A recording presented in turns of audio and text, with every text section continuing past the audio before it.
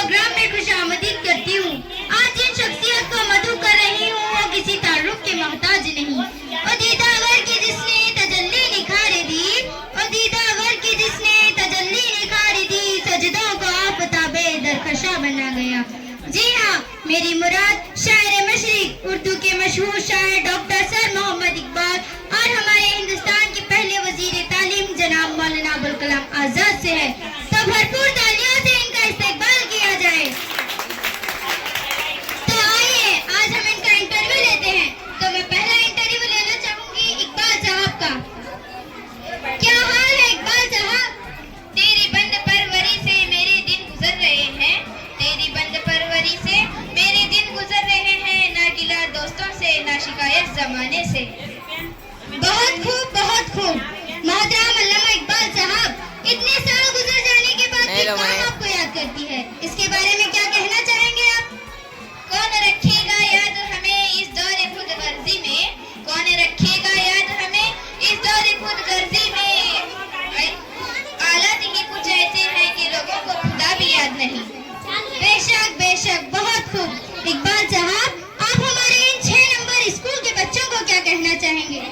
लिखना नहीं आता मेरी जा पढ़ाकर, लिखना नहीं आता मेरी जा पढ़ाकर, हो जाए तेरी मुश्किल आसान पढ़ाकर। पढ़ने के लिए अगर तुझे कुछ ना मिले, पढ़ने के लिए अगर तुझे कुछ ना मिले, तो चेहरों पे लिखे दर्द के उन्वान पढ़ाकर। बहुत खूब, बहुत खूब। गुलामी में नाकाम आती है शमशीरें न तदबीरें, गुलामी में नाकाम आती है शमशीरें न तदबीरें, जो होज़ों की यकीन पैदा तो कट जाती है जंजीरें। हजारों साल नरगिस अपनी बेनूरी पे रोती है, हजारों साल नरगिस अपनी बेनूरी पे रोती है, बड़ी मुश्किल से होता है चमन में दीदावर पैदा।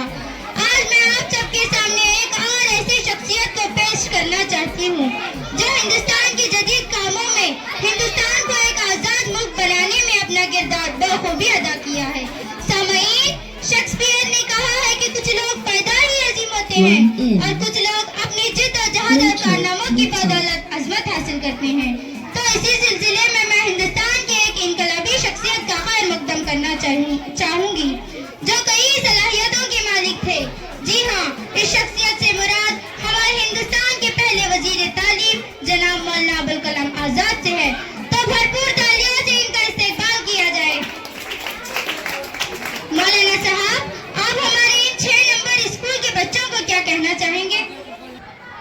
हम ऐसा होना चाहिए कि हमारे इज्जत से हमारे खानदान को लोग पहचान सके, ना कि हम अपनी इज्जत के लिए अपने खानदान के मोहताज हो। बहुत खूब, शुक्रिया मौलाना साहब, आपने बहुत अच्छी बात कही। मौलाना साहब, आप अपनी जिंदगी का कुछ ऐसा वाकया बता सकते हैं जो हमारे इन बच्चों के लिए एक सबक आमोज हो? बहुत खूब, शुक्रिया मौलाना साहब, आपने इतनी अच्छी बात हमारे इन बच्चों को समझाई है। तो बच्चों, क्या आप भी दूसरों की गलतियों को माफ करना और नजरअंदाज करना सीखेंगे? तो आइए अब हम दूसरा सवाल इकबाल साहब से करते हैं। इकबाल साहब, आपकी जिंदगी का क्या मकसद था? मेरी जिंदगी का मकसद तेरे दीन की सरफराजी, मेरी जिंदगी का मकसद तेरे दीन की सरफराजी, इसीलिए मुसलमान और मैं इसीलिए नमाजी। बहुत खूब इकबाल साहब। इकबाल साहब, आप हमारे इन बच्चों को क्या पैगाम देना चाहेंगे? हुस्न किरदार से नूरे मुजस्सिम हो जा, हुस्न के किरदार से नूरे मुजस्सिम हो जाए, कि इब्लीस भी तुझे देखे तो मुसलमान हो जाए। माशाल्लाह, बहुत खूब। खोल आँख ज़मीं देख, पलक देख, फिजा देख, खोल आँख ज़मीं देख, पलक देख, फिजा देख, मशरिक से उभरते हुए सूरज को जरा देख। मैं मौलाना साहब और इकबाल साहब का बहुत बहुत शुक्रिया अदा करती हूँ। आज इन्होंने हमारे इस 6 नंबर की स्कूल में तशरीफ लाए। तो अगले साल मिलते हैं इसी दिन। मैं आपकी होस्ट तस्मिया मुधो, शुक्रिया।